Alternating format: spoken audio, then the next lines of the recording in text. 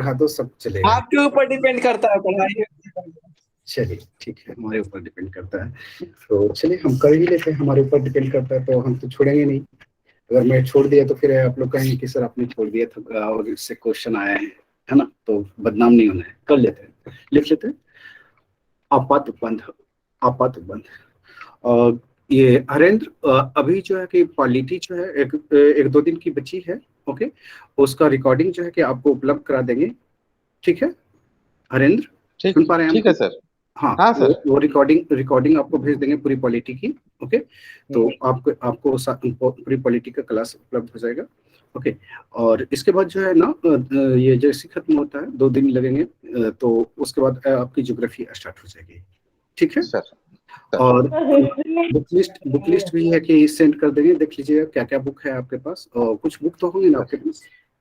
Yes sir, मेरे पास books available है sir, UPSC वाले भी हैं, हाँ और कुछ कुछ बुक्स है मेरे पास, हाँ क्रॉनिकल्स का कुछ विषय वगैरह है सर। हाँ, वो देख लीजिएगा, हमारे बुक लिस्ट से जो टैली करता है ना वो रखिएगा, और जो नहीं होगा ना तो उसको जो है कि हम देख लेंगे। ठीक है, ले लीजिएगा सर उसको। सर ठीक है, हम बात कर रहे हैं यहाँ पे क्लास जीएस भी ज्वाइन करनी है आपको। हाँ हरेंद्र। हाँ सर, जीएसबी ज्वाइन करने हैं सर। ओके ओके, ठीक है। हम लोग बात कर रहे हैं यहाँ पे आपातपन का। तो आपने 3 प्रकार के आपातपन देखा था। पहला जो है कि आपने राष्ट्रीय आपात देखा था। राष्ट्रीय आपात का जो है कि किन स्थितियों में किया जाता है राष्ट्रीय आपात?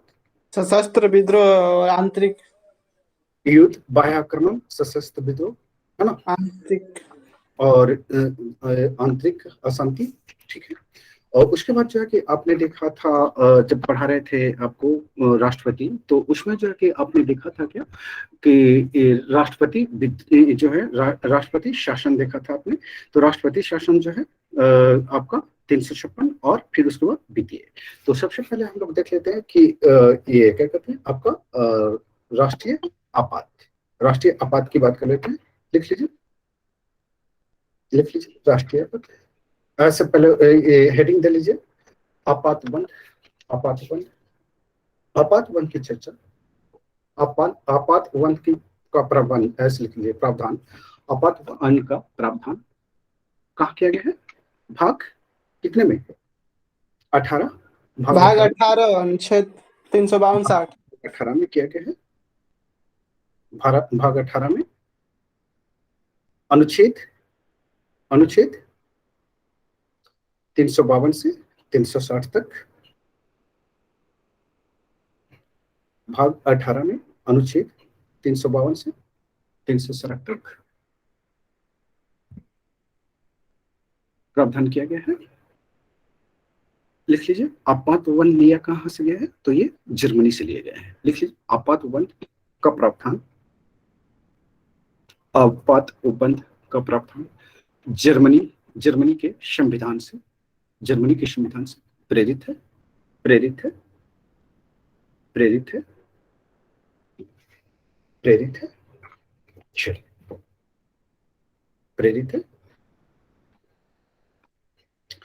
लिख लीजिए, पहला राष्ट्रीय आपात, राष्ट्रीय आपात लिख लीजिए, अनुच्छेद 352 के तहत, 352 के तहत, 352 के तहत, 352 के तहत राष्ट्रीय आपात का प्रबंध किया गया है, या प्रावधान किया गया है। राष्ट्रीय आपात का प्रावधान किया गया है, राष्ट्रीय आपात का प्रावधान किया गया है।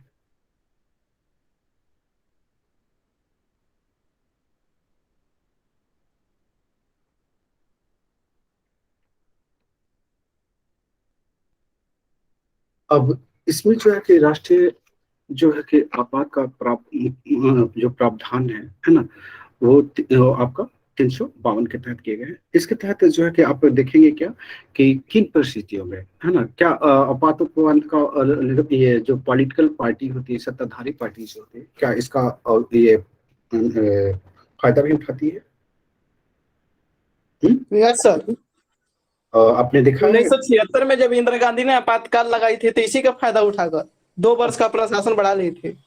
हाँ, इसका जो है कि वो एकमात्र वो एग्जाम्पल रहे हैं कि जो 25 जून 1975 को जो है कि आपातोपंथ की जब घोषणा किया गया था, तो इवन कैबिनेट में जो कैबिनेट थी है ना, उस कैबिनेट को भी पता नहीं था कि ये आपातोपंथ लग गए हैं। रातों रात जो है कि राष्ट्रपति भवन को है कि ये गया था, फोन गए थे करीब 2 बजे, है ना। उस जमाने में जो है ना तो सोशल मीडिया हुआ करती थी, सोशल मीडिया तो अभी हाल फिलहाल में आई है।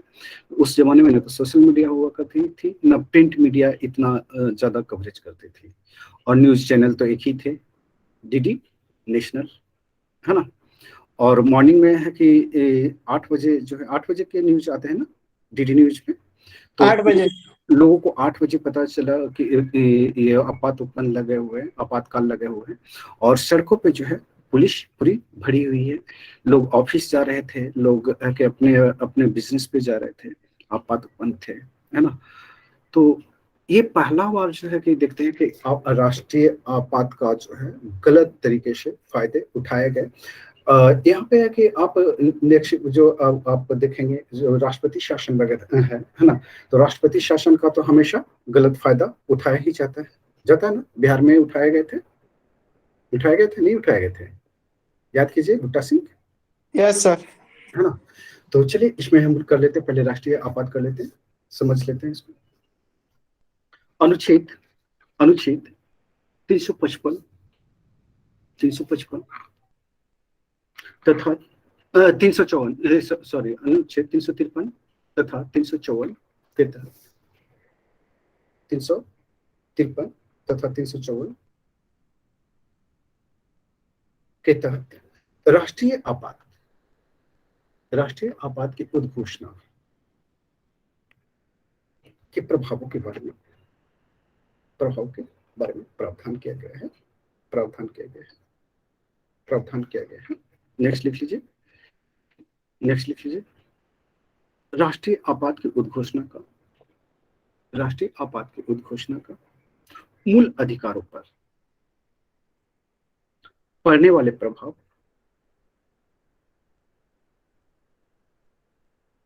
किसके तहत प्रभाव पड़ेगा, तो मूल अधिकार पे।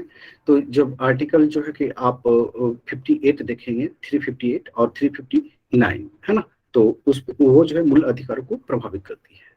ठीक है, लिख लीजिए। प्रभाव अनुच्छेद 358 और 359 में दिया गया है। चलिए नेक्स्ट पॉइंट लिख लीजिए। राष्ट्रीय आपात की उद्घोषणा राष्ट्रपति 352 के तहत तब करता है जब राष्ट्रपति को यह समाधान हो जाए कि कोई ऐसे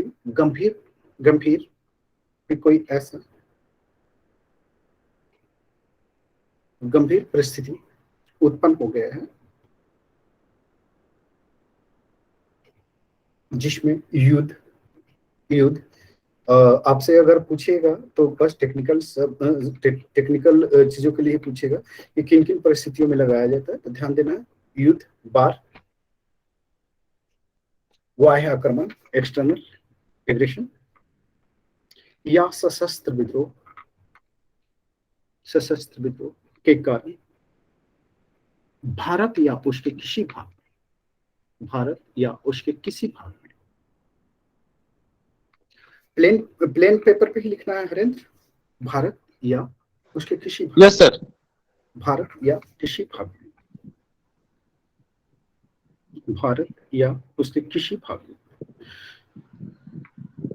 भाग की सुरक्षा संकट में है, तब राष्ट्रपति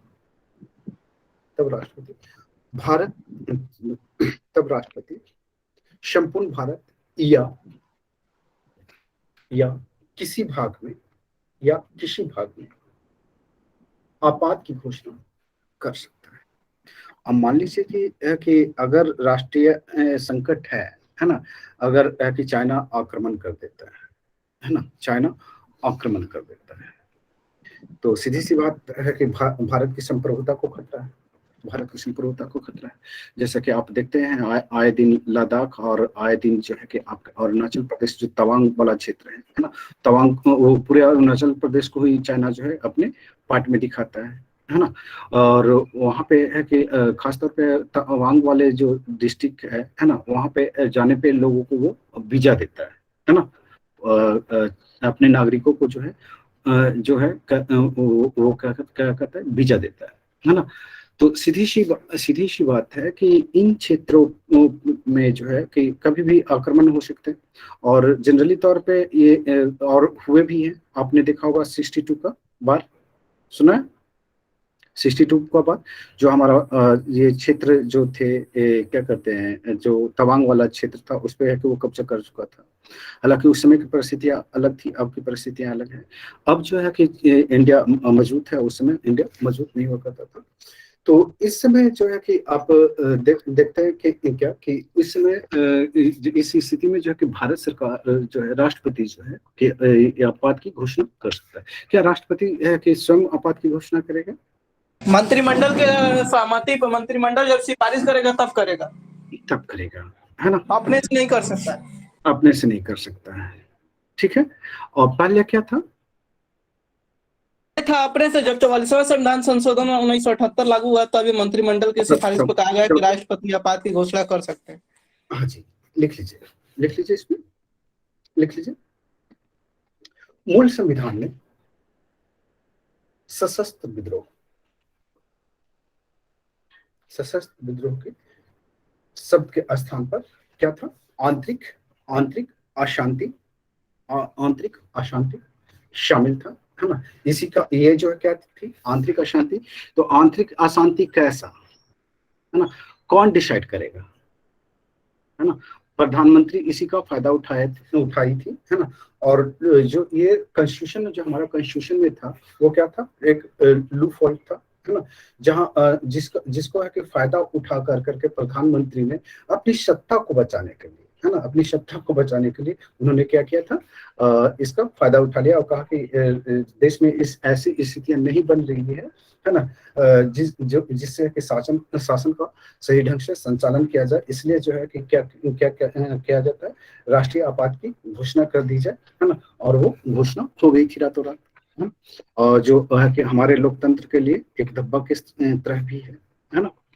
और ये सभी पार्टियां भी मानती है, और कांग्रेस पार्टी भी मानती है कि वो बहुत बड़ा मिस्टेक था, मानती है ना। तो लिख लीजिए इसमें, मूल संविधान में सशस्त्र विद्रोह के स्थान पर आंतरिक अशांति शब्द था, जिसे 44वें संविधान संशोधन, जिसे 44वें संविधान संशोधन 44वें संविधान संशोधन अधिनियम 1978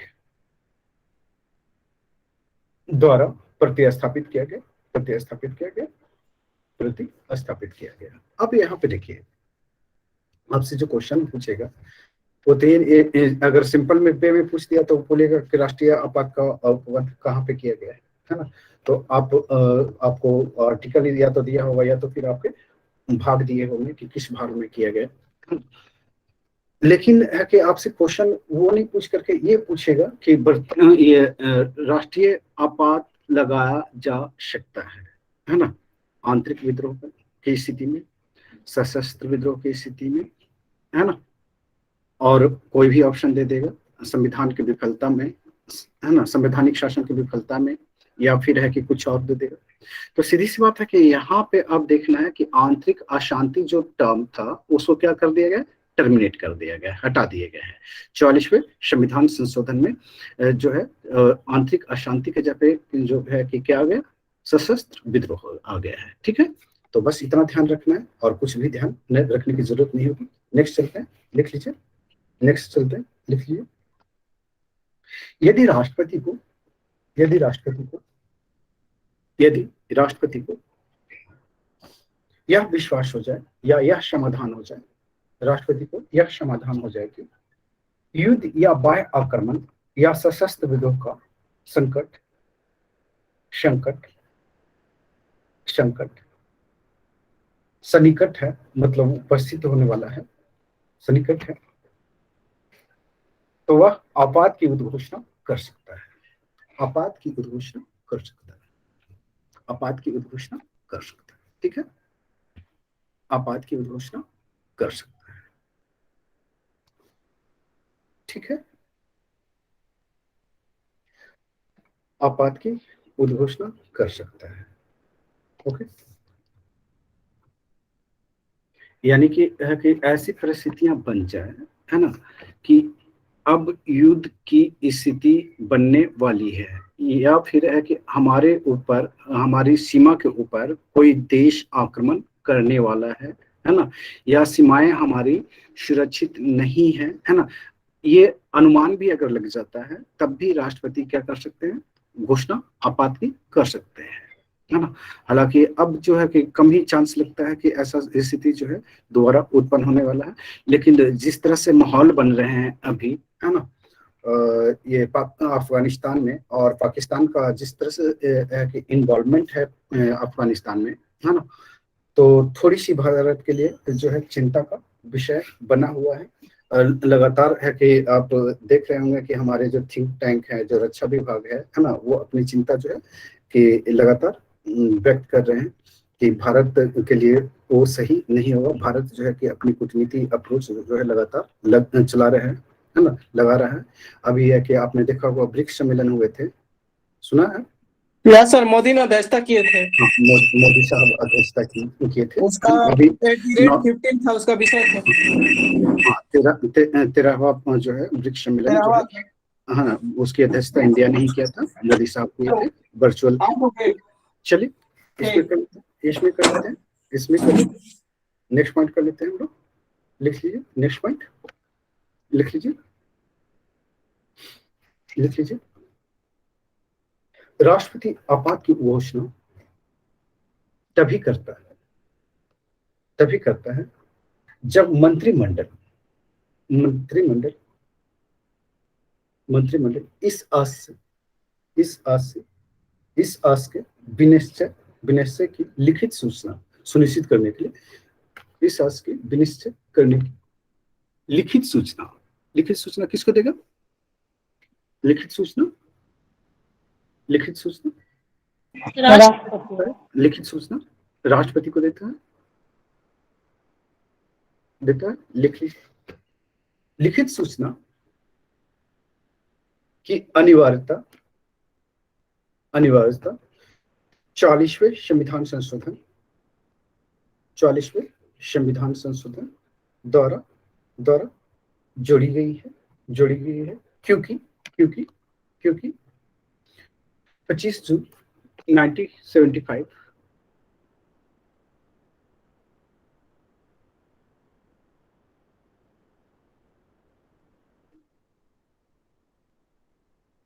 1975 में तत्कालीन प्रधानमंत्री इंदिरा गांधी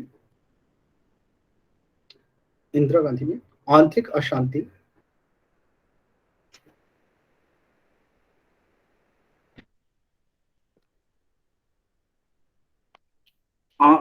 अशांति की सूचना राष्ट्रपति को भेजकर आंतरिक अशांति की सूचना राष्ट्रपति को भेजकर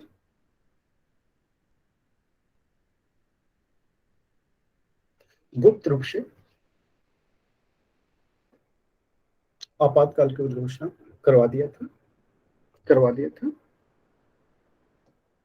उसके बाद मंत्रिमंडल को सूचित किया गया था।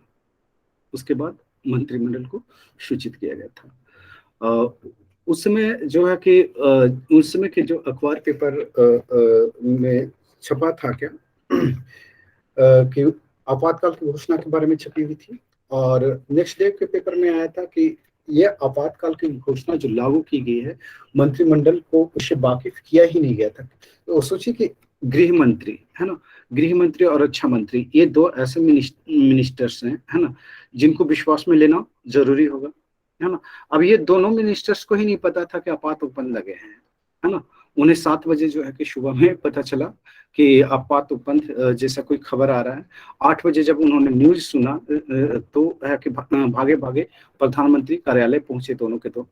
तो वहां पे है कि उन्होंने कहा कि ये क्या, तो प्रधानमंत्री उनसे बोली कि स्थितियां ऐसी नहीं थी कि जिसमें है कि शासन चलाया जा सके। हालांकि वो कहने भर को था, है ना, और मामला कुछ और ही था, क्योंकि स्थिति जो है इस समय इंदिरा गांधी की क्या हो गई थी, कमजोर हो गई थी, है ना। मंत्रिमंडल की स्थिति जो है कमजोर हो गई थी और नेक्स्ट इलेक्शन होने वाला था और वो हारने वाली थी।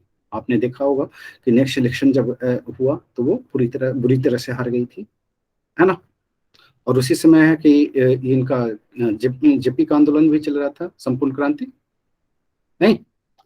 चलिए नेक्स्ट नोट कर लेते हैं, नेक्स्ट पॉइंट नोट कर लेते हैं, लिख लीजिए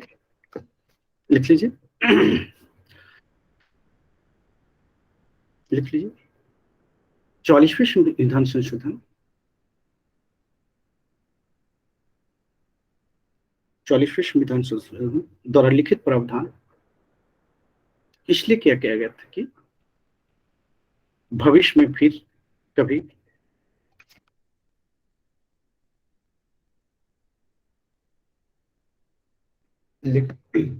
भविष्य में फिर कभी राष्ट्रीय आपात जैसी स्थिति का पुनरावृत्ति न हो,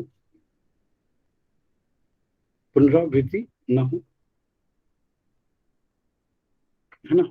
अब जब भी है कि राष्ट्रीय आपात की बात अगर होगी तो है कि मंत्रिमंडल सिफारिश करेगा, है ना, ना कि केवल प्रधानमंत्री के कहने से जो है राष्ट्रीय आपात लगेगा, बल्कि संपूर्ण मंत्रिमंडल जो है उस पर चिंतन मनन करेगी। उसके बाद जो है कि राष्ट्रपति को भेजा जाएगा। उसके बाद राष्ट्रपति को फैसला लेना है कि आपात की स्थिति बनी है या नहीं बनी है। यानी कि अब जो है कि हमारा जो संवैधानिक प्रावधान पहले के अपेक्षा अधिक मजबूत हो गए। देखिए संविधान में जो भी प्रोविजन किए गए हैं उस समय है कि किसी ने ये सोचा नहीं होगा, जो हमारे संविधान निर्माता थे वो कभी इन्होंने सोचा नहीं होगा कि किसी भी तरह का ऐसा लोग उठा सकते हैं, फायदे उठा सकते हैं, है ना। नेक्स्ट चलते हैं, नेक्स्ट लिख लेते हैं।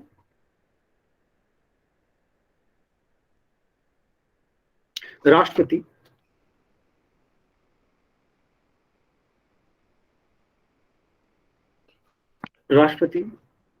उद्घोषित आपात की स्थिति को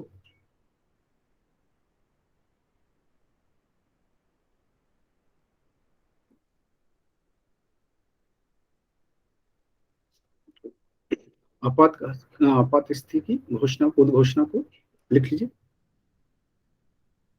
पक्षवर्ती उद्घोषणा द्वारा परिवर्तित कर सकता है या वापस ले सकता है। राष्ट्रपति राष्ट्रीय आपात की उद्घोषणा को पश्चावर्ती उद्घोषणा द्वारा पश्चावर्ती, है ना, इसको सब्सिक्वेंट प्रोक्लेमेशंस,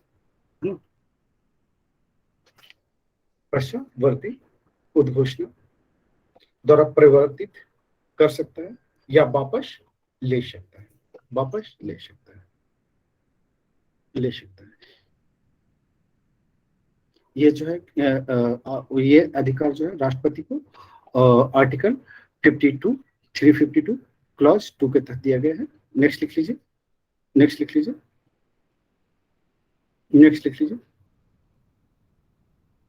राष्ट्रपति को लिख लीजिए राष्ट्रपति को आपात की उद्घोषणा के लिए मंत्रिमंडल की लिखित सूचना आपात की उद्घोषणा परिवर्तित करने के लिए मंत्रिमंडल की लिखित सूचना परिवर्तित करने के लिए मंत्रिमंडल की लिखित सूचना आवश्यक है, किंतु उसे वापस लेने के लिए मंत्रिमंडल की लिखित सूचना की आवश्यकता नहीं होगी, है ना। राष्ट्रपति शासन लगाने के लिए जो है राष्ट्रीय आपात लगाने के लिए राष्ट्रीय आपात लगाने के लिए राष्ट्रपति को जो है मंत्रिमंडल की लिखित सूचना आवश्यक होगी, जबकि कि उसे वापस लेना हो तो मंत्रिमंडल की जरूरत उन्हें नहीं पड़ेगी, है ना। वो खुद से कभी भी ले सकते हैं जब परिस्थितियां समान हो, है ना। तो ये डिसाइड करना का अधिकार राष्ट्रपति को है, ठीक है। नेक्स्ट लिख लीजिए, नेक्स्ट लिख लीजिए, लिख लीजिए।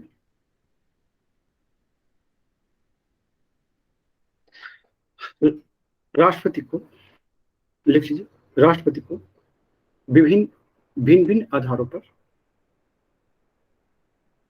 जैसे जैसे युद्ध या बाह्य आक्रमण या सशस्त्र विद्रोह के आधार पर या युद्ध या बाह्य आक्रमण या सशस्त्र विद्रोह के आसन संकट मतलब संभावित खतरे, है ना। आसन संकट मतलब संभावित खतरे, आसन संकट के आधार पर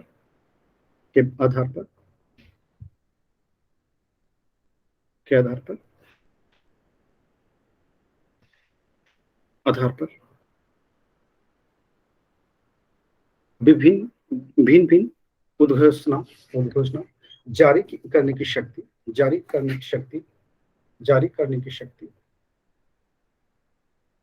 38वें संविधान संशोधन 38वें संविधान संशोधन अधिनियम 1975 के तहत दिया गया है ना। ये देखिए ध्यान ये हमें रखना है, आसान खतरे मतलब संभावित खतरा भी अगर हो कि हमारा जो देश पे है कि आसान संभावित खतरा है ना, तब भी है कि राष्ट्रपति जो है ये प्रावधान कर सकते हैं, या फिर है कि खतरा उत्पन्न हो गई है तब तो डेफिनेटली करेंगे, है ना। तो ध्यान ये रखना है, ओके। तो अगर है कि आंतरिक विद्रोह जैसी टर्म आए, है ना, तो आंतरिक विद्रोह नहीं लगाना है, क्योंकि आंतरिक विद्रोह के आधार पर 1975 से पहले लगाए गए थे, 1975 तक थे, लेकिन इसके बाद जो है कि 44वें संविधान संशोधन द्वारा जो है उसको हटा करके यहाँ पे सशस्त्र विद्रोह की स्थिति जोड़ दी गई है, ठीक है। आगे चलते हैं, नेक्स्ट लिख लेते हैं, नेक्स्ट लिख लीजिए। उद्घोषणा का अनुमोदन लिख लीजिए, उद्घोषणा का अनुमोदन इसमें लिख लीजिए। राष्ट्रपति द्वारा की गई प्रत्येक उद्घोषणा संसद के दोनों सदनों के समक्ष संसद के दोनों सदनों के समक्ष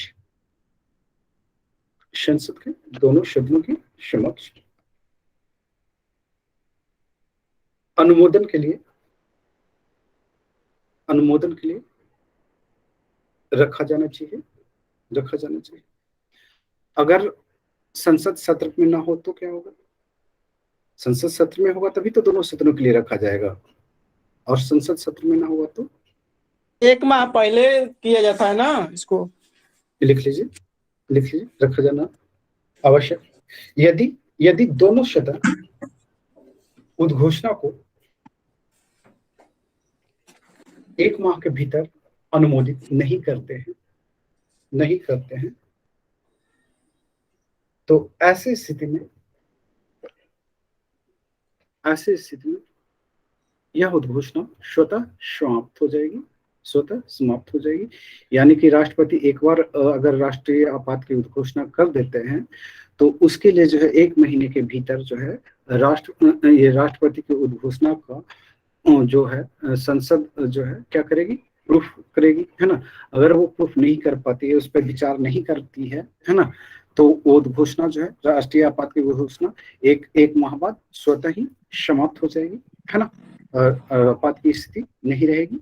ओके, नेक्स्ट लिख लेते हैं, नोट कर लीजिए, नेक्स्ट लिख लीजिए। यदि नेक्स्ट पॉइंट, जैसे नेक्स्ट पॉइंट बोलते हैं तो पॉइंट चेंज कर देनी है। नेक्स्ट पॉइंट लिख लीजिए। यदि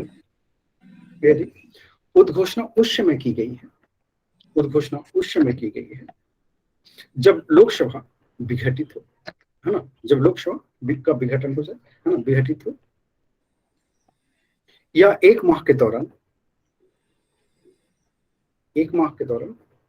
उनका विघटन हो जाता है, या एक माह के दौरान उनका विघटन हो जाता है और राज्यसभा द्वारा उसे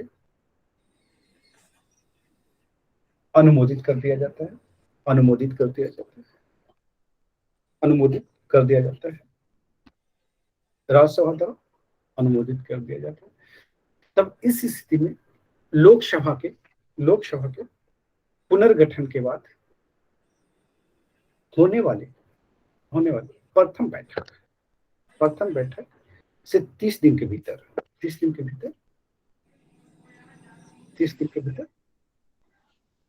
लोकसभा द्वारा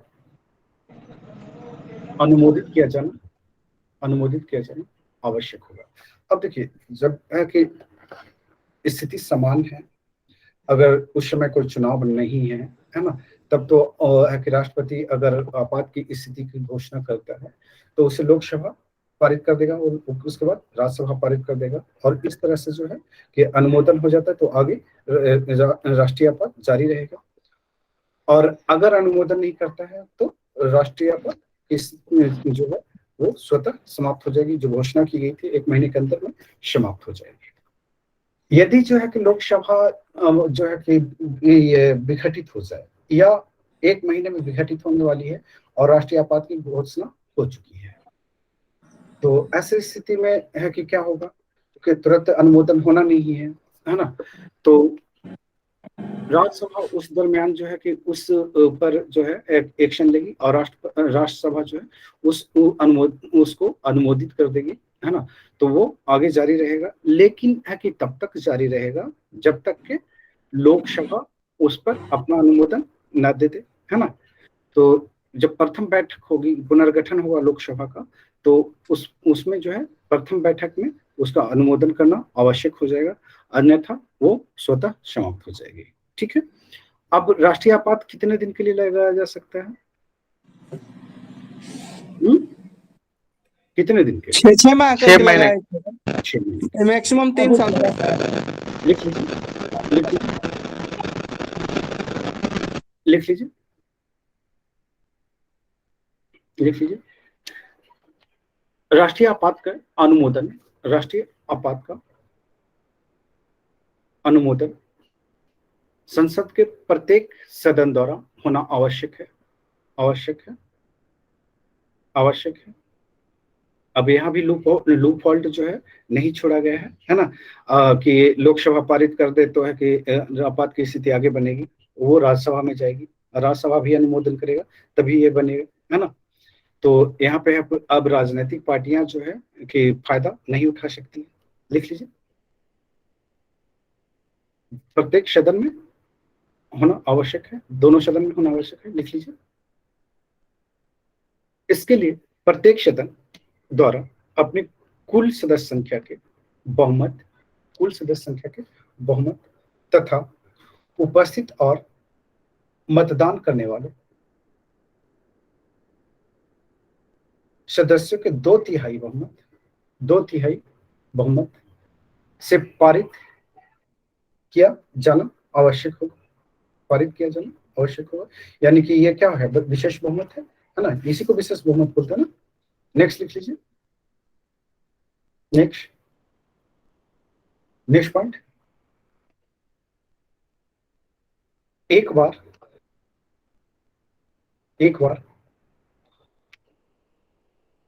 आपात की घोषणा का अनुमोदन हो जाने पर, एक बार संसद द्वारा आपात की घोषणा का अनुमोदन हो जाने पर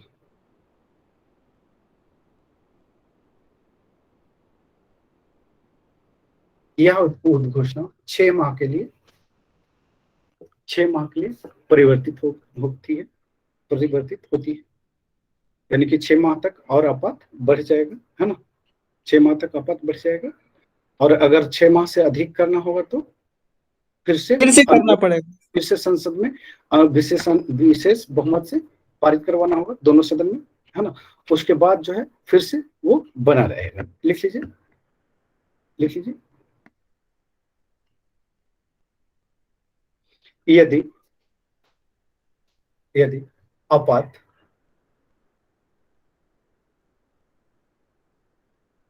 की उद्घोषणा को आगे आगे भी 6 महीना से आगे भी जारी रखना हो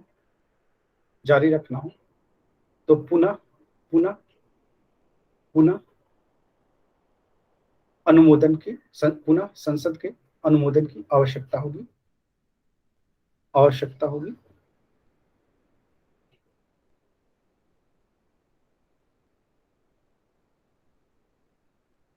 यानी कि जब भी होगा तो वो 6 माह का आगे बढ़ेगा, है ना। और 6 माह से अधिक नहीं बढ़ेगा, है ना। मतलब 6 महीने से 7 महीना करे तो फिर से आपको क्या करना होगा, अनुमोदन आवश्यक हो जाएगा। ठीक है, नेक्स्ट लिख लीजिए, नेक्स्ट लीजिए। आपात की उद्घोषणा को राष्ट्रपति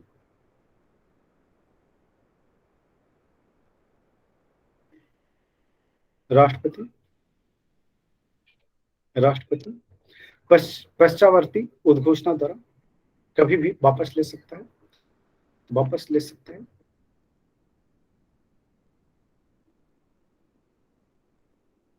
लेने के लिए संसद का अनुमोदन आवश्यक नहीं है।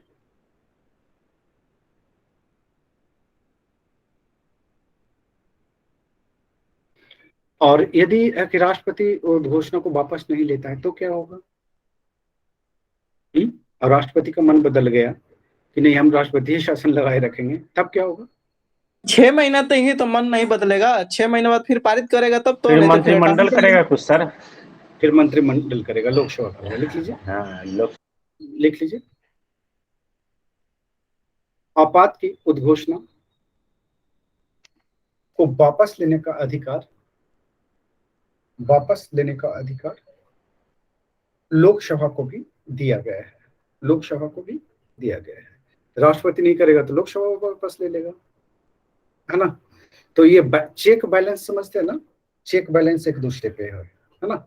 कोई जो है बागी नहीं हो सकता, नहीं, कोई बागी नहीं हो सकता। इधर मंत्रिमंडल पे जो है राष्ट्रपति द्वारा प्रतिबंध लगा दिया गया है और राष्ट्रपति पे जो है लोकसभा के द्वारा, है ना। तो किसी भी स्थिति में जो है कि 6 महीने से अधिक नहीं हो सकता है ना। ठीक है, क्लियर है? आगे चलते हैं, नेक्स्ट लिख लीजिए, यदि लोकसभा उसी में लिख लीजिए, उसी पॉइंट में, यदि लोकसभा साधारण बहुमत से उद्घोषणा को वापस करने का संकल्प पारित कर देती है तो राष्ट्रपति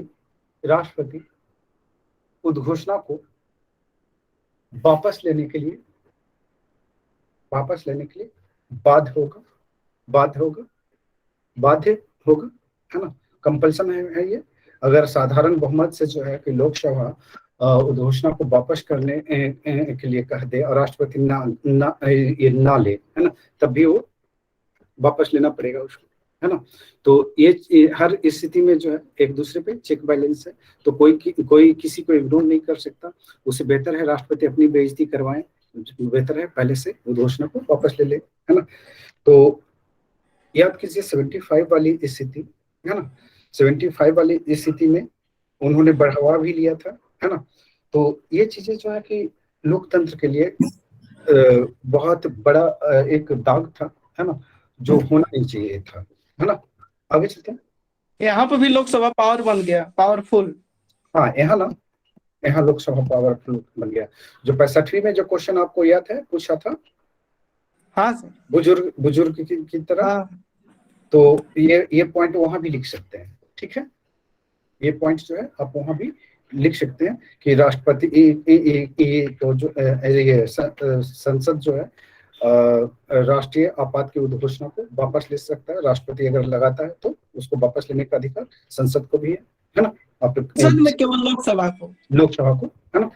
तो पावरफुल है ना ये। आगे चलते हैं। हाँ, नेक्स्ट लिख लेते हैं। नेक्स्ट लिख लीजिए।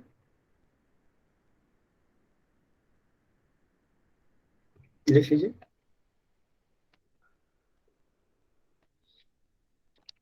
इसी में लिख लीजिए। इसमें यदि लोकसभा कुल सदस्य संख्या के 1/10 भाग सदस्यों द्वारा आपात की उद्घोषणा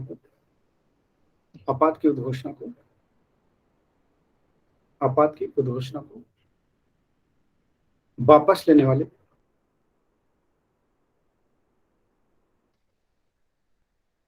संकल्प को प्रस्तावित करने के आज से लिखित सूचना लोकसभा अध्यक्ष को देता है।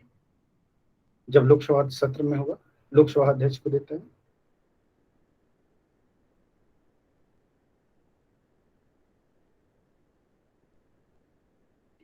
या राष्ट्रपति को देता है जब लोकसभा सत्र में ना हो।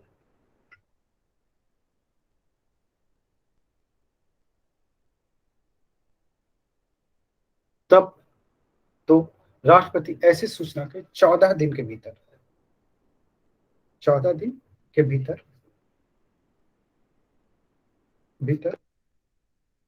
संकल्प पारित कर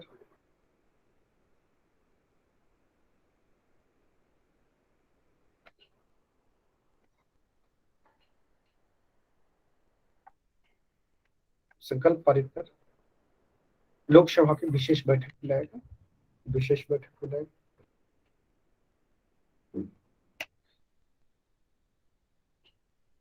नेक्स्ट लिख लीजिए। अब उद्घोषणा जब होता है तो क्या क्या होता है, क्या क्या प्रभावित हो जाता है, लिख लीजिए। उद्घोषणा का प्रभाव, राष्ट्रीय आपात की उद्घोषणा का प्रभाव किन किन क्षेत्रों पे पड़ेगा, हम इसके बात कर लेते हैं। किस पे पड़ेगा? राज्यों में शासन मुख्यमंत्री का होगा या नहीं होगा? मुख्यमंत्री प्रभावी रहेंगे, राज्यपाल का प्रभावी होंगे। हाँ, देखिए रिकॉर्डिंग खराब हो जाएगी। लिख लीजिए। यदि आपात के प्रवर्तन के दौरान, लिखिए, आपात के प्रवर्तन के दौरान संघ की कार्यपालिका शक्ति का विस्तार राज्यों को निर्देश देने तक हो जाता है कि वह अपनी कार्यपालिका शक्ति का प्रयोग किस विधि से करे, सर थोड़ा सेंटेंस रिपीट करेंगे। हाँ, आपात के प्रवर्तन के दौरान संघ की कार्यपालिका शक्ति का विस्तार, लोकसभा जिसको संसद बोलते हैं, संघ की कार्यपालिका शक्ति का विस्तार राज्यों को यह निर्देश देने तक हो जाता है कि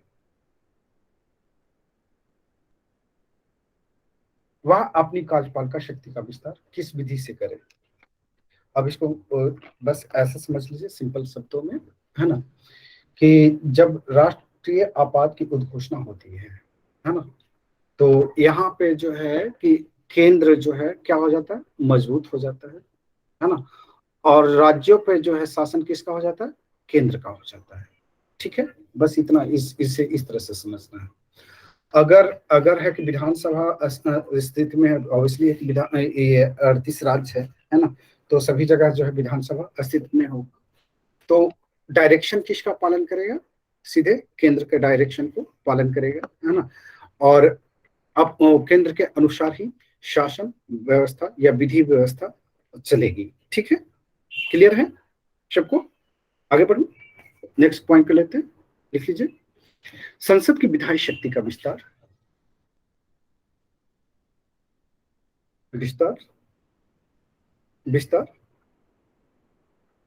संसद की विधायी शक्ति का विस्तार राज्यसभा की सूची पर भी हो जाती है। आप लोगों ने पढ़ा है कि राज्यसभा पे जो है कानून बनाने का अधिकार किसका है, राज्यसभा की सूची पे राज्य विधानमंडल को, है ना। अब है कि जब आपात की स्थिति होती है तो संवर्ती सूची पे, संघ सूची पे और राज्य सूची पे, तीनों विषयों पे जो है कानून बनाने का अधिकार किसका हो जाता है? केंद्र को हो जाता है। यानी केंद्र क्या होता है? पावरफुल हो जाएगा। ठीक है, तो लिख लीजिए, संसद की विधायी शक्ति का विस्तार हो जाता है, वह राज्य सूची के किसी भी विषय पर कानून बना सकती है, कानून बना सकती है, कानून बना सकती है। लिख लीजिए, इस दौरान राज्य विधानमंडल के विधि बनाने की शक्ति समाप्त नहीं होती है, केवल निलंबित हो जाता है। ठीक है, अब इसको इस तरह से समझ लीजिए, जैसे कि बिहार विधानसभा है, अगर अभी आपात की स्थिति लागू हो जाए, है ना, तो वो जो है कि उसकी शक्ति जो है निलंबित हो जाएगा, है ना, और कानून बनाने का अधिकार होगा, लेकिन उसका कोई मतलब नहीं है ना। इस दरमियान जो है केंद्र के जो गाइडलाइन होंगे, है ना, केंद्र के गाइडलाइन के अनुसार ही ये जो है बिहार की शासन व्यवस्था चलेगी। एक एग्जांपल के रूप में बता रहा हूँ, ठीक है, या बिहार हो या कोई अदर जगह पे हो। ठीक है, नेक्स्ट लिख लेते हैं।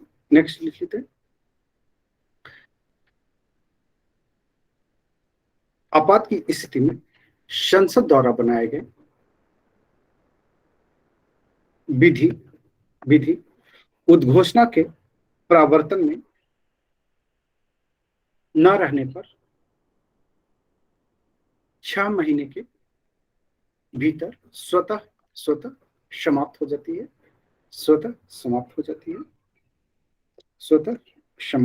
है, नेक्स्ट लिख लीजिए, आपात की उद्घोषणा के समय राष्ट्रपति को जब ये आपको क्वेश्चन वहां से पूछा जाएगा मेंस में, है ना, थोड़ा इस चीजों को ध्यान से समझने की कोशिश कीजिए कि राष्ट्रपति कितना पावरफुल हो जाता है इस स्थिति में, है ना, या राज्यपाल की जो शक्तियां हैं, है ना, तो उसको है कि ये सारी शक्तियां ही तो है राष्ट्रपति को, है ना, जो ये आपात में उसको अपना उपयोग करता है। लिख लीजिए इसमें, इसको मेंस में भी इस पॉइंट को आप लिख सकते हैं। लिख लीजिए इसमें, आपात घोषणा के प्रवर्तन के दौरान राष्ट्रपति को यह शक्ति प्राप्त हो जाता है कि वह संघ और राज्यों के मध्य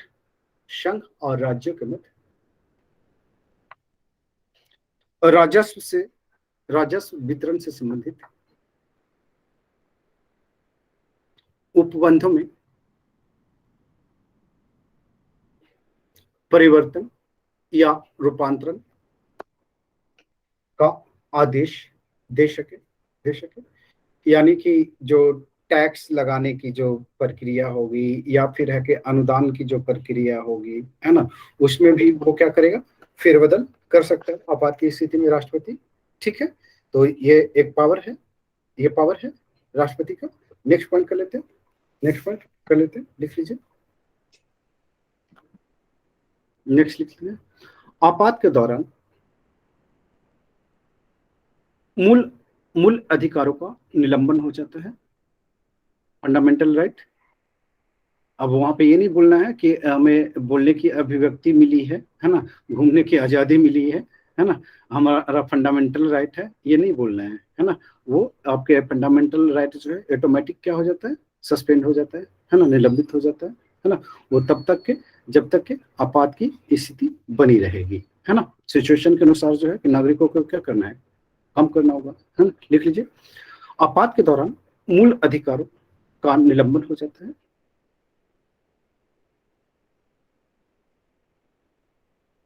नेक्स्ट पॉइंट लिख लीजिए, अनुच्छेद 358 के अनुसार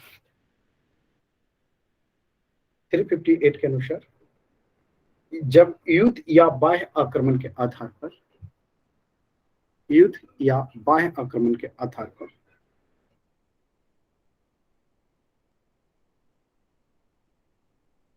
आपात की घोषणा प्रवर्तन में हो, आपात की घोषणा, राष्ट्रीय आपात की घोषणा प्रवर्तन में हो, तो अनुच्छेद 19 द्वारा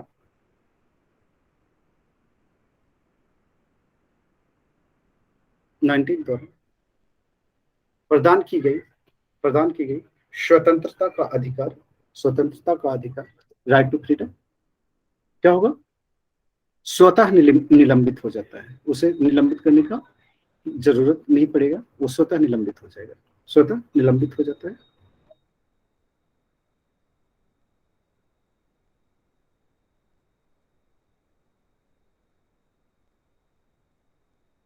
अब स्वतः निलंबित हो जाता है, इसका मतलब क्या है कि इस यहाँ पे राज्य को भी है कि आपके अधिकार छीनने का राइट मिल गया उसको, सरकार को या विधानमंडल को छीन सकता है ना। अगर आपात की उद्घोषणा है तो आपको रोक सकती है ना, सरकार नहीं रोक सकती है। आप वहां हाईकोर्ट नहीं जाएंगे लागू करने के लिए, कि चले जाएंगे हाईकोर्ट या सुप्रीम कोर्ट अपने फंडामेंटल राइट को लागू करने के लिए नहीं जा सकते आपात की स्थिति में। ठीक है, क्लियर है? एक सिंपल धारा 144 लग जाता है तो पर भी कहीं नहीं जा पाते, वो तो आपात है। हाँ, लिख लीजिए, यदि आपात की स्थिति लागू हो तो अनुच्छेद 19 द्वारा प्रदान की गई स्वतंत्रता के अधिकार को लागू करने के लिए उच्च न्यायालय या उच्चतम न्यायालय उच्च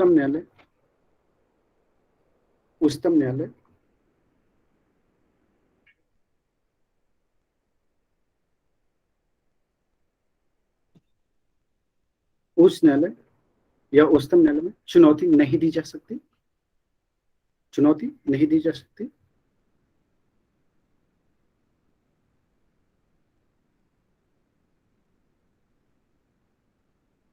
नेक्स्ट लिख लीजिए। और अगर इसके बगैर अगर आपातमन नहीं है तो फिर आपको किसी भी तरह का फंडामेंटल राइट होता है तो आपको राइट है सीधे सुप्रीम कोर्ट जाने का, सीधे हाई कोर्ट जाने का, है ना, राइट है, तो इसमें कोई दिक्कत नहीं है। ठीक है, नेक्स्ट पॉइंट लिख लेते हैं, नेक्स्ट लिख लीजिए। और वो स्थिति कब, ये स्वतंत्रता का अधिकार कब छीने जाएंगे आपके? केवल एक ही शर्त पे, सशस्त्र विद्रोह का घोषणा हो, है ना, तभी होगा।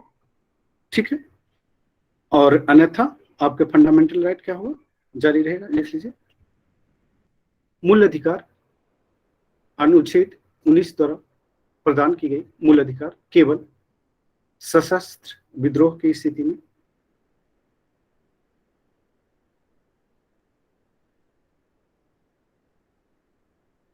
ही निलंबित होंगे, अन्यथा नहीं।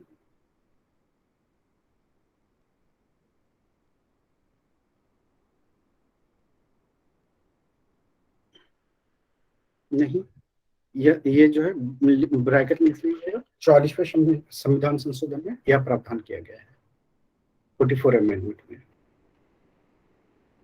नेक्स्ट लिख लीजिए, अनुच्छेद 359 के तहत राष्ट्रपति को 359 के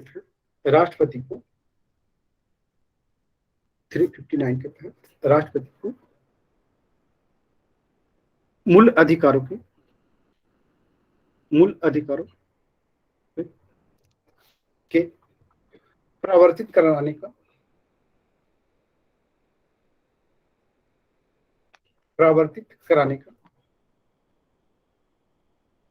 प्रवर्तित कराने के अधिकार को निलंबित करने की शक्ति दी गई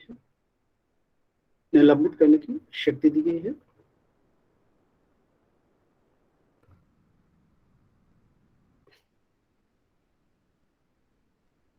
लिख लीजिए, इसके तहत देखिए आपको एक राइट दिया गया है क्या, कि जो आपका आर्टिकल 20 है, 21 है ना, इसको जो है राष्ट्रपति कभी भी, या फिर है कि राष्ट्रीय आपात की स्थिति में भी इसको कम नहीं किए जा सकते। ठीक है, क्लियर है?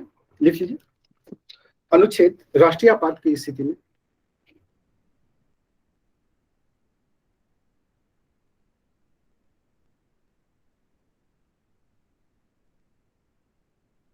राष्ट्रीय आपात की स्थिति में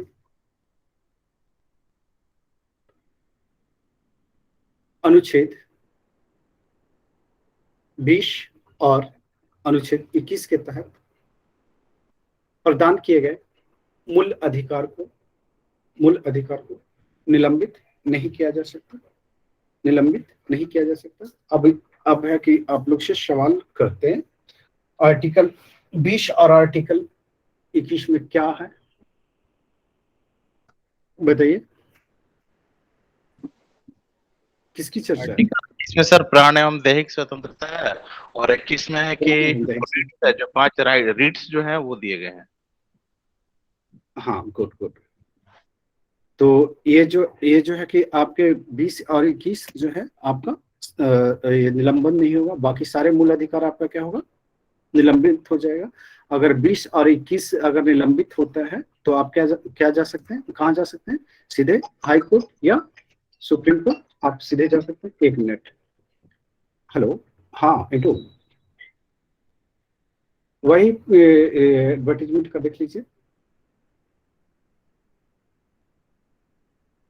वैसा ही इंटू जिस तरह से आपने सब बनवाया है ना, तो उसमें टेस्ट सीरीज केवल लिख देना है। ओके,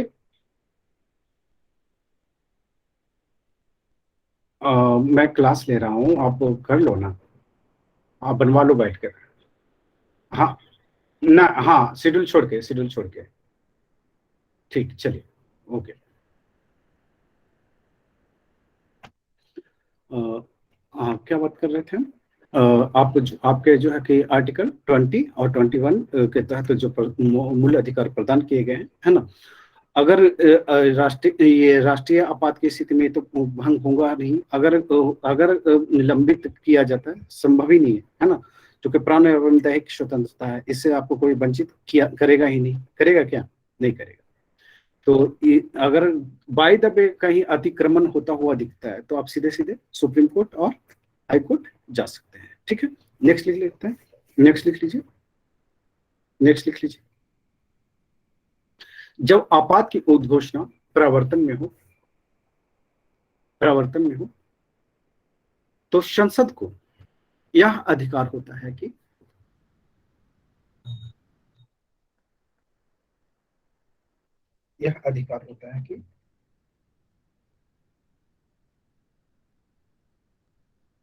वह एक बार में 1 वर्ष के लिए, एक वर्ष के लिए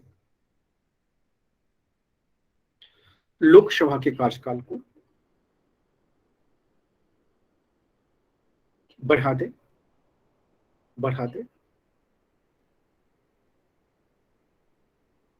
किंतु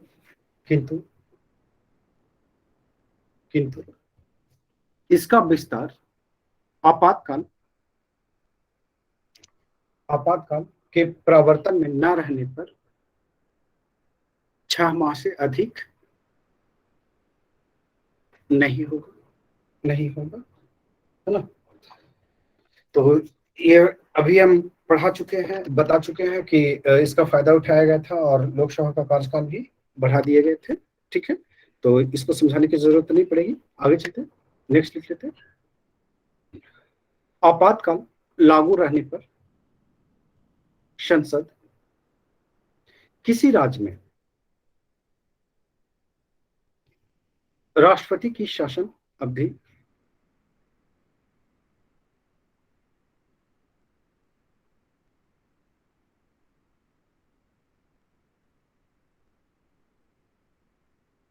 ऐसे कर देते हैं, ठीक है, अब लिख लिए तो लिख लिए, अवधि 1 वर्ष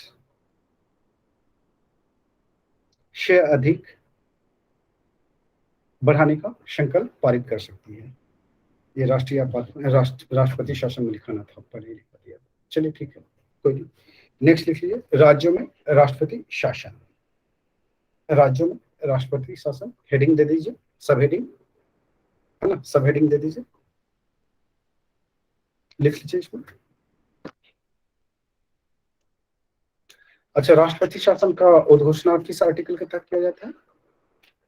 356। 356 लिख लीजिए। और इसका उपयोग जो है जनरली तौर पे राज्यपाल सबसे पहले पंजाब में लगा हुआ था।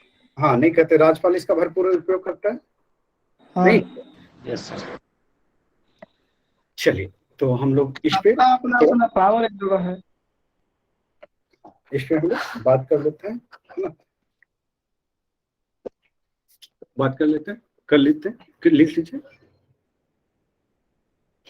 अनुच्छेद 356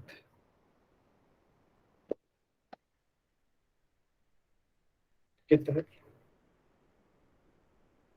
के तहत राज्यों में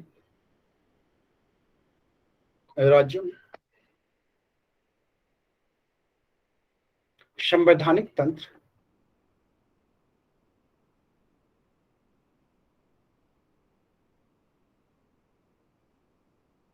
विफल होने की स्थिति में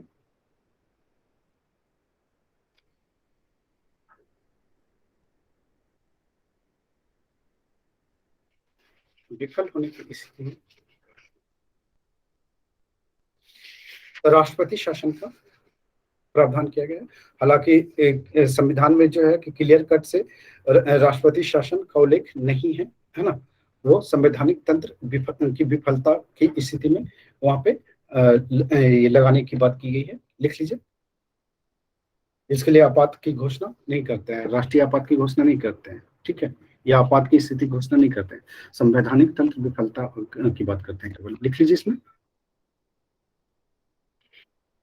लिख लीजिए।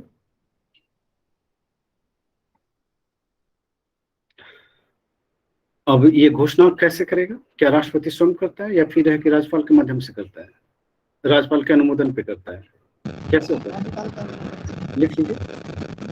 अनुच्छेद 356 का, अनुच्छेद 356 का क्लॉज 1 ब्रैकेट में 1 लिख देना है। 356 का 356 क्लॉज 1 इस तरह से है। 356 क्लॉज 1 है ना, इस तरह से अनुच्छेद 356 का क्लॉज 1 के तहत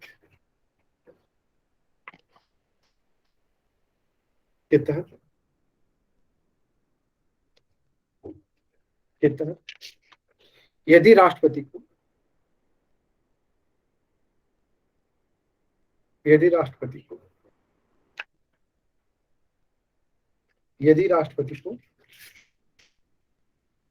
राज्य के राज्यपाल से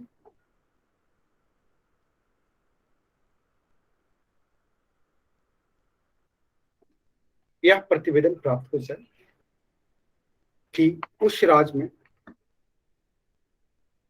में संवैधानिक प्रावधानों के तहत शासन नहीं चलाया जा सकता,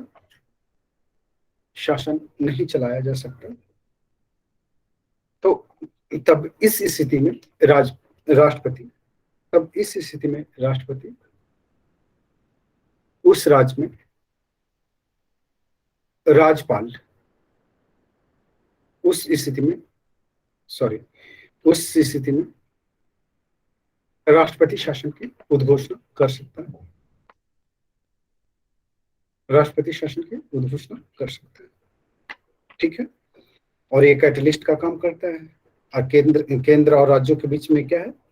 ये मीडिएटर है ना, और कि केंद्र के जो हित में ये काम करता है, एजेंट के रूप में काम करता है। नहीं, इस समय मोदी सरकार में बहुत राज्यपाल ट्रांसफर हो रहे हैं इधर से उधर। मोदी राज्य में ट्रांसफर नहीं हो रहे हैं, कुछ लोगों को नए को भी दे रहे हैं, और कुछ राज्यों में चुनाव होने हैं, है ना, तो उन राज्यपालों को है कि ट्रांसफर कर दिए जा रहे हैं, है ना, जो वहां पे उनके अनुसार काम कर सके, है ना। राज्यपालों के ट्रांसफर भी है कि आपने देखा होगा, तो वो जो है कि जिस तरह से सरकारी अधिकारी को करते हैं, है ना, उसी तरह से किया जा रहा है, क्योंकि उन सभी राज्यों में ट्रांसफर राज्यपालों को किया जा रहा है जिन जिन राज्यों में आगामी वर्षों में चुनाव होना है। ठीक है, चलिए आगे करते हैं इसको।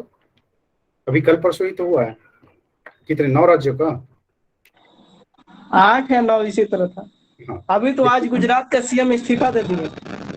अच्छा, एक नोट कर लीजिए, माइक म्यूट कर लीजिए ना सुमित, माइक म्यूट कर लीजिए, लिख लीजिए, आगे लिख लीजिए।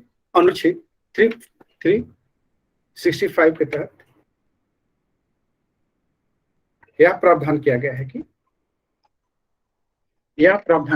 कि एक मिनट, हाँ तो हाँ, ना ना ना ना ना ना, कुछ कुछ नहीं, आप बोलिए ना, जो बनाया 4 ही बनाया है ना, वो मुझे मिला कहाँ है जी, मुझे मिला कहाँ है इंटू, नहीं नहीं नहीं, मिला ही नहीं है मेरे को, मैं तो आपको बोला हूँ ना, जो भी बना तो आपको जानकारी है ना। तो तो हाँ हाँ हाँ, ठीक है, कर लीजिए, और तो अपना एड्रेस लिखवा दीजिएगा ऑफलाइन में, और उसको बोलिए कि वो हमने नहीं बनवाया, हमें मिला ही नहीं, मिलता तो मैं तो पे कर देता हूँ ना। हाँ, तो आपने बोला नहीं कि सर, आपने बोला नहीं आ, नहीं नहीं, मैंने बोला कि नहीं मुझे नहीं मिला है, तो बोला कि इंटू सर को है कि भेजा हूँ, हम कहे इंटू सर से पूछ लेता हूँ, मैंने आपसे पूछा तो आपने बोला नहीं मिला है। उसने टोटल मुझे बोला कि सर है कि पेमेंट नहीं हुए है, हम कहे ऐसा कैसे है, इंटू सर ने सारा पेमेंट कर दिया आपको।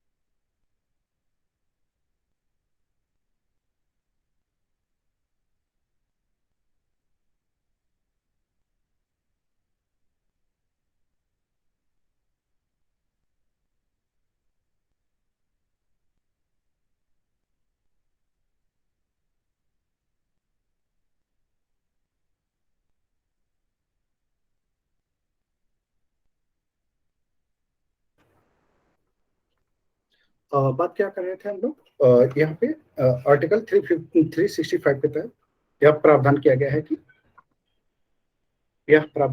है कि जब कोई राज्य संघ की कार्यपालिका द्वारा दिए गए किसी निर्देश के अनुपालन में असफल रहता है, तो राष्ट्रपति यह समाधान कर सकता है कि उस राज्य का शासन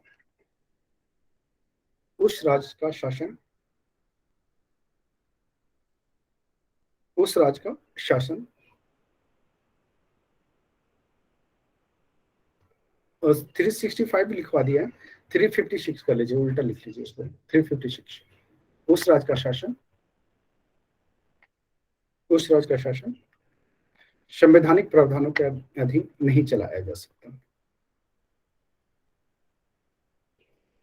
सही तो है, 365 ही होगा ना, उल्टा लिखा हुआ है, 356 होगा ना, 365 में कहाँ है, अब पात्र पंथ की चर्चा जो है कि 360 तक ही है ना। 360 तक ही है ना सुशील? आगे चलते हैं, लिख लेते हैं।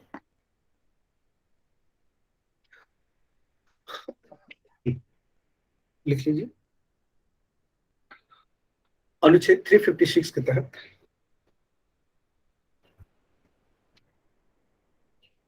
जारी जारी उद्घोषणा वो संसद के दोनों सदनों के समक्ष रखी जाती है तथा उसे प्रत्येक सदन द्वारा उपस्थित और मतदान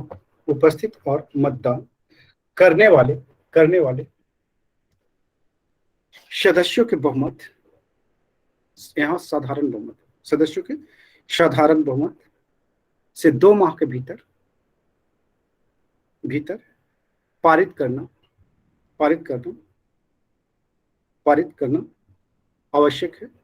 आवश्यक है। अन्यथा यह उद्घोषणा स्वतः समाप्त हो जाएगी। देखिए, राष्ट्रीय आपात की स्थिति में जो है 1 महीने के अंदर उद्घोषणा को जो है अप्रूव करना होगा, किसको? संसद को, ठीक है। और राष्ट्रपति शासन में जो है कि 2 माह के भीतर अप्रूव करना होगा, है ना। आप लोग जब छोटे होंगे, है ना, तो आपने देखा होगा 98 के आसपास, याद है कुछ? नहीं है? किसी को याद है 98? अटल बिहारी वाजपेयी के समय में। हाँ, बिहार में कि लगा था। बिहार में जो है कि राष्ट्रपति शासन लगा था, याद है? उस समय 96 में भी लगा था, 96 में भी लगा था, और 98, 99 में भी लगा था। उसके बाद 2005 में लगा था। माइक म्यूट कर लीजिए। आगे चलते हैं, नेक्स्ट पॉइंट लिख लेते हैं। नेक्स्ट पॉइंट लिख लीजिए।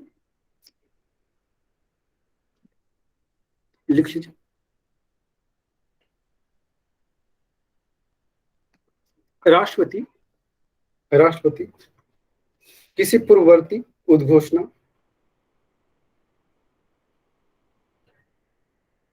को वापस लेने के लिए संसद के समक्ष उसे नहीं रखेगा। राष्ट्रपति स्वतः जो है क्या करेगा? उसको समाप्त कर सकता है। नेक्स्ट लिख लीजिए। यदि राष्ट्रपति शासन की उद्घोषणा उस समय की जाती है जब लोकसभा का विघटन हो गया या लोकसभा का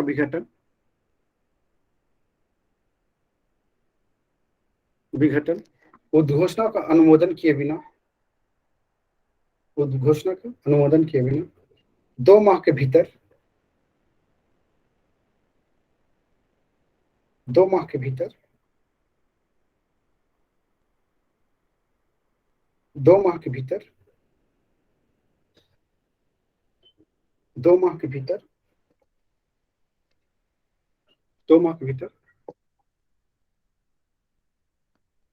हो जाता हूं और उसे राज्यसभा द्वारा अनुमोदित कर दिया गया हो, तो ऐसी उद्घोषणा को लोकसभा के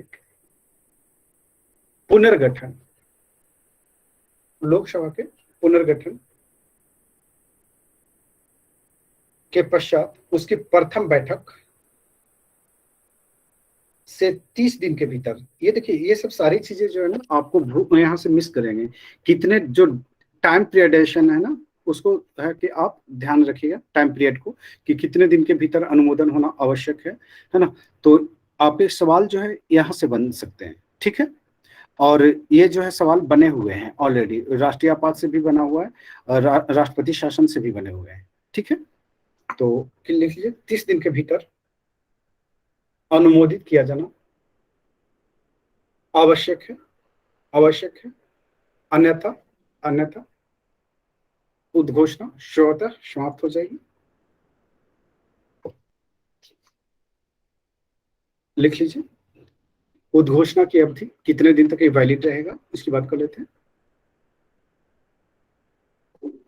राष्ट्रपति शासन की उद्घोषणा जारी किए गए तिथि से 2 माह तक प्रवर्तन में रहती है, जबकि राष्ट्रीय आपात कितने में दिन प्रवर्तन में रहती है? 1 माह नहीं, और उसके बाद संसद से अनुमोदन आवश्यक है। और राष्ट्रपति शासन जो है 2 माह प्रवर्तन में रहेगी। इसके बाद जो है आपको 2 माह के भीतर में ही क्या करना होगा, ये संसद से अनुमोदन आवश्यक होगी। ठीक है, लिख लीजिए, परिवर्तन रहती है। किंतु यदि संसद के दोनों सदन इसे साधारण बहुमत से, संसद के दोनों सदन इसे साधारण बहुमत से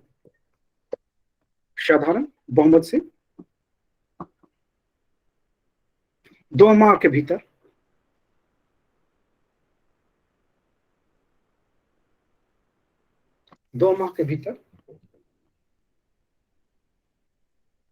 अनुमोदित कर देती है, तो उद्घोषणा के जारी किए जाने की तिथि से 6 माह तक प्रवर्तन में रहती है। यदि उसे आगे भी जारी रखना हो तो पुनः संसद के दोनों सदन से अनुमोदन होना आवश्यक है।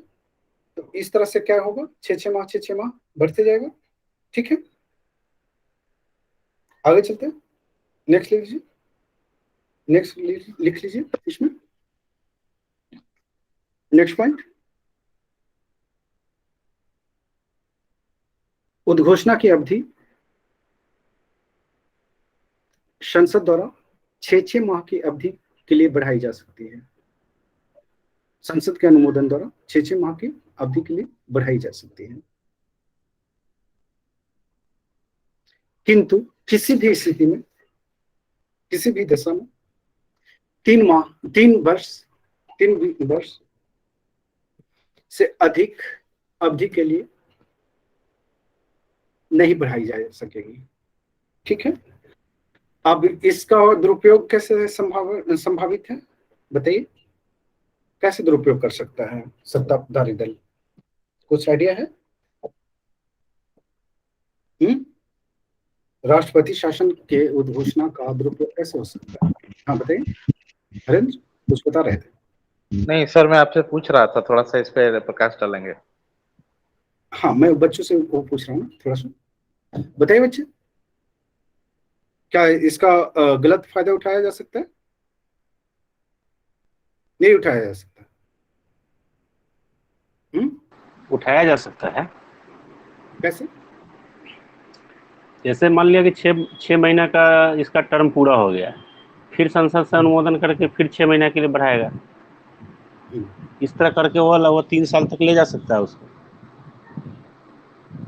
हाँ, 3 साल तक तो ले जा सकता है ना जी। अब देखिए, जैसे केंद्र राज्य टकराव है ना, केंद्र राज्य संबंध आप लोगों को पढ़ाया था, तो आपने देखा था कि किस तरह से कहाँ टकराव होते हैं, है ना। अगर कहीं टकराव हुआ, है ना, जैसे बंगाल ले लीजिए, है ना, बंगाल और केंद्र के बीच 36 का संबंध है ना, नहीं है, आपने देखा होगा, है ना।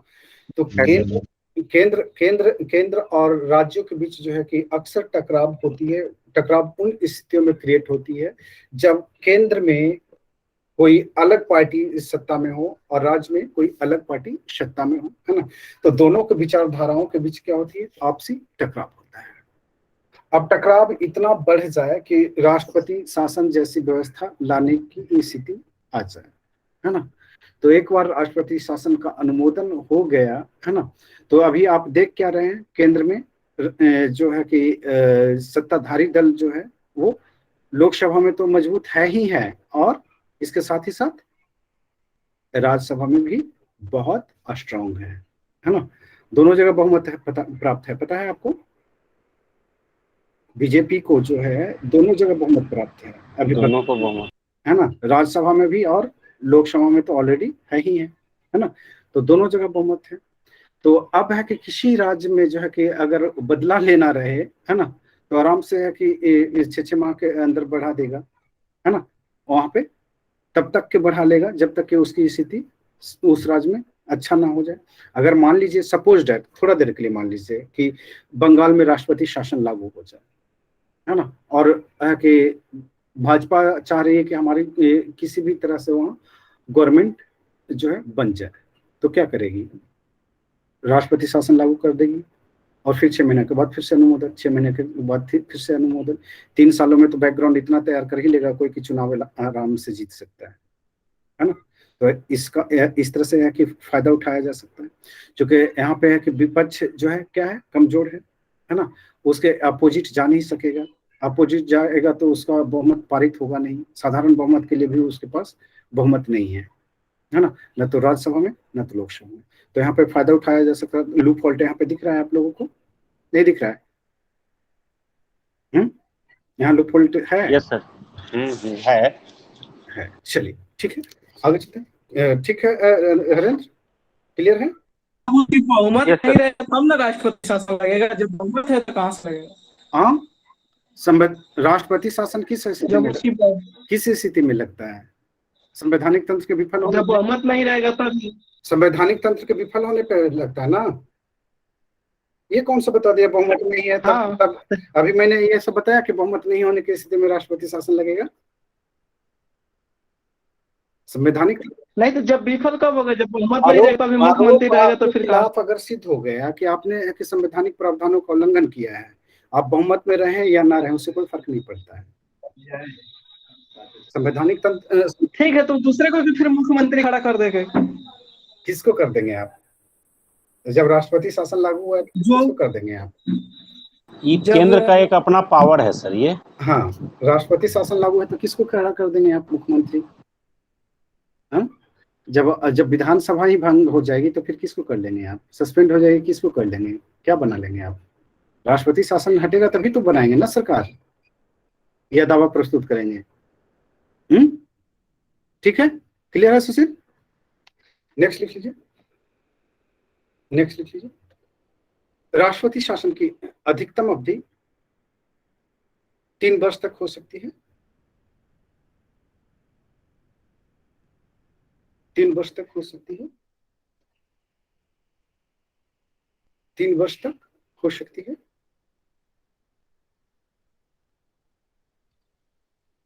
तीन वर्ष तक हो सकती है।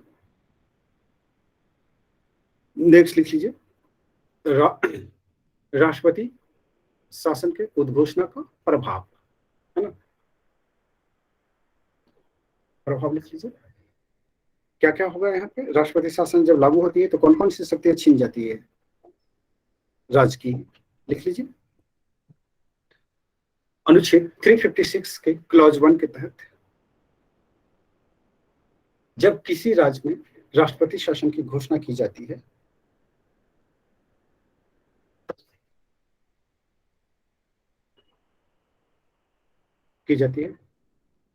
तब लिख लीजिए पहला पॉइंट, उस राज्य सरकार के सभी या कोई कार्य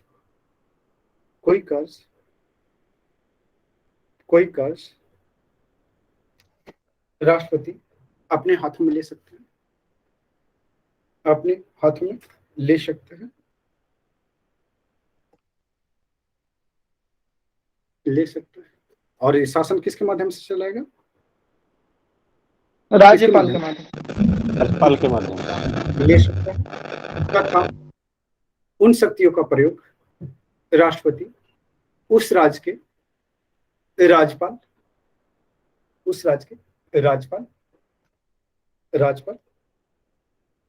या किसी प्राधिकारी, जिसको है कि राष्ट्रपति अपॉइंट करे, या किसी प्राधिकारी जैसे उपराज्यपाल वगैरह का कॉन्सेप्ट है, प्रशासक का कॉन्सेप्ट है ना, या उस राज्य का प्राधिकारी में निहित होगी। लिख लीजिए,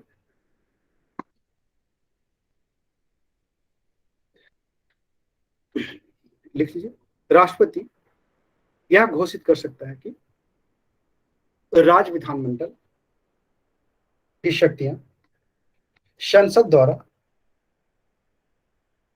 या उसके प्राधिकारी के द्वारा प्रयोग किया जाएगा। नेक्स्ट लिख लीजिए। कोई ऐसा उपबंध कर सकता है, राष्ट्रपति कोई ऐसा उपबंध कर सकता है जो राज्य के किसी निकाय या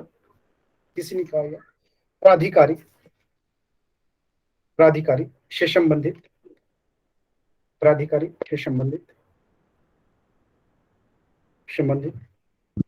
सर रिपीट करेंगे थोड़ा।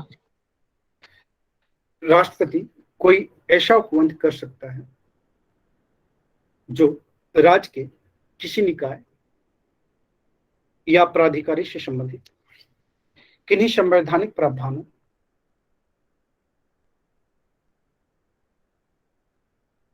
के प्रवर्तन को निलंबित करता है। नेक्स्ट लिख लीजिए। अब ये बताइए कि राज्य में तो है कि राज्यपाल के विधानमंडल की सारी शक्तियां जो है कि केंद्र के हाथों में चला जाता है या फिर राष्ट्रपति के हाथों में चला जाता है। क्या राज्य के जो है कि उच्च न्यायालय भी उसी के अधीन हो जाता है क्या? नहीं, उच्च न्यायालय तो अपना स्वतंत्र नहीं सर। है। हाँ, उच्च न्यायालय अपना काम करेगा। वो क्या है, स्वायत्त संस्था है ना। वो राज्य सरकार के अधीन नहीं होता है ना। वो जो है एक अलग संस्था है ना। और वो केवल किसके लिए रिस्पॉन्सिबल है? उच्चतम न्यायालय के लिए, है ना। और किसी के लिए रिस्पॉन्सिबल नहीं है। जो उच्चतम न्यायालय के द्वारा गाइडलाइन दिए जाएंगे वही जो है उच्च न्यायालय करेगा, है ना। और ये क्या है, एक मॉनिटरिंग करता है ना गवर्नमेंट का। आगे चलते हैं, लिख लीजिए। विधायी शक्तियों का प्रयोग, विधायी शक्तियों का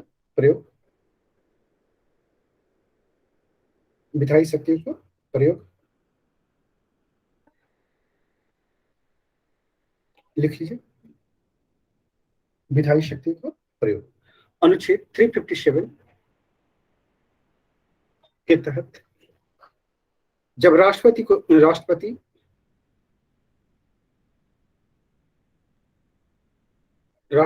शासन की उद्घोषणा की जाती है, तब राज्य विधानमंडल की शक्तियां, विधायी शक्तियां संसद या उसके द्वारा नियुक्त प्राधिकारी के अधीन प्रयोग किया जाएगा। लिख लीजिए। संसद इस बात के लिए सक्षम होगा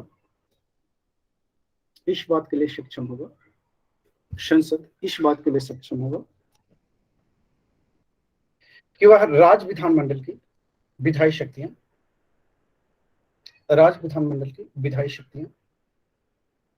राष्ट्रपति को प्रदान कर दे तथा राष्ट्रपति को इसके लिए प्राधिकृत कर दे कि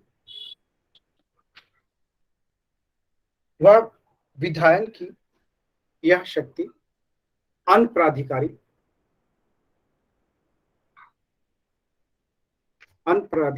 को प्रयोजित करे। जैसे अन्य प्राधिकारी कौन होगा? राज्यपाल या प्रशासक। ठीक है, नेक्स्ट लिख लीजिए। संसद राष्ट्रपति या ऐसे अन्य प्राधिकारी विधि द्वारा संघ या उसके प्राधिकारियों को शक्ति प्रदान करने या उन पर